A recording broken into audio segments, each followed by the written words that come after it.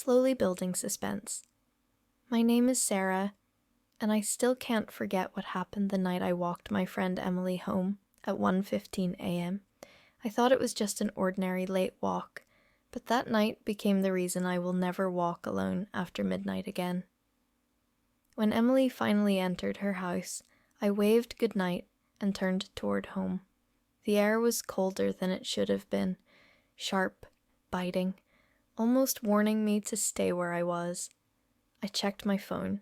1:15 a.m. Uneasy breathing. The street was too quiet. Not peaceful. No, it was the kind of quiet that squeezes your lungs. I wrapped my arms around myself and started walking. After maybe 30 steps, I heard it. Slow footsteps behind me. I froze. The footsteps stopped too. Heart thumping loudly, I turned around. Nothing. Just empty street, long shadows, distant porch lights. I forced myself to laugh. Fake nervous laugh, because the only other option was to panic. But as soon as I walked again, the footsteps returned. Footsteps getting slightly closer. Slow. Heavy. Matching mine perfectly.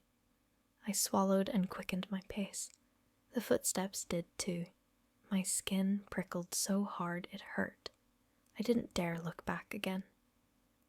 As I reached the corner of the next block, there he was, a man standing under a flickering street lamp, tall, still, head tilted slightly down like he was staring at the ground, or listening.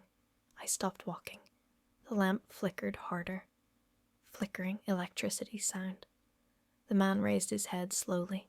Sharp inhale, fear rising. His face was mostly in shadow, but his eyes, they glowed slightly.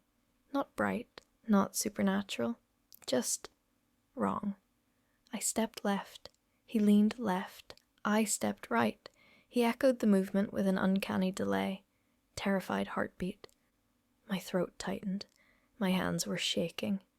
Oh God, no, no, no, I whispered. I held up my phone, pretending to talk to someone, but the screen was black, dead, even though it had battery. Left panicked breathing, I backed away from the man, turned around, and hurried down another street, but I heard him. Footsteps following slowly. He wasn't rushing. He wasn't hiding. He wanted me to know he was there. Halfway down the street, a black car rolled onto the road in front of me. No headlights, no interior light, just silent, creeping motion. It matched my walking speed exactly. Shiver of terror. I stepped off the sidewalk. The car glided closer. I stepped onto someone's lawn. It followed along the curb, shadowing me. No, no, no, please, not tonight, I whispered to myself. Then the car stopped. The door creaked open. Slow creaking metal. I didn't wait. I cut between two houses, arms scraping on fences, heart forcing my legs to move faster than they ever had. Behind me, sudden quick footsteps chasing. Someone was running now. Fast. Too fast. I dove behind a garbage bin, chest heaving, lungs burning. I covered my mouth to hide my breath. Shallow, trembling breathing. The footsteps stopped right in front of my hiding place. Whoever it was exhaled. Hot, long, almost excited, deep breath behind her. My eyes filled with tears. I pressed myself into the shadows harder, praying he wouldn't look. Then another sound cut through the dark. A whisper, right next to my ear. Whisper, "Don't run." My blood froze. I jerked around. No one was there. I didn't think. I ran. I ran until my lungs screamed. The tight path between the fences opened into another street. I stumbled out and saw a figure moving on the opposite sidewalk. The tall man, under another flickering light, waiting. He hadn't chased me. He had gotten ahead of me. Overwhelmed, terrified, I turned another corner, sprinting toward the block with my house on it. The porch light glowed like salvation, but someone stepped out from behind the tree in my yard. I skidded to a stop. My heart nearly stopped too.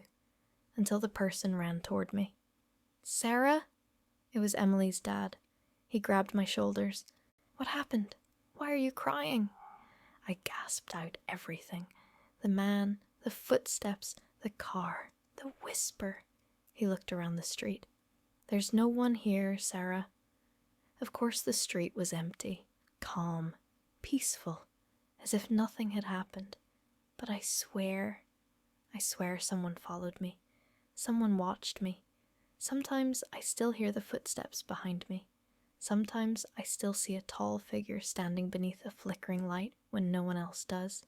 Sometimes, late at night, I still hear that whisper. Whisper. Don't run. And I've learned something important. Never walk alone after 1 a.m. Never ignore that icy feeling crawling up your back. Never assume you're safe just because the street is empty. If something feels wrong, it probably is. And if you ever feel like someone is watching you, they might already be closer than you think. Faint, eerie exhale behind you. Thank you for listening. If this story made your heart race, please like the video, comment your scariest late night experience, and subscribe for more stories. Your support truly keeps these moments alive.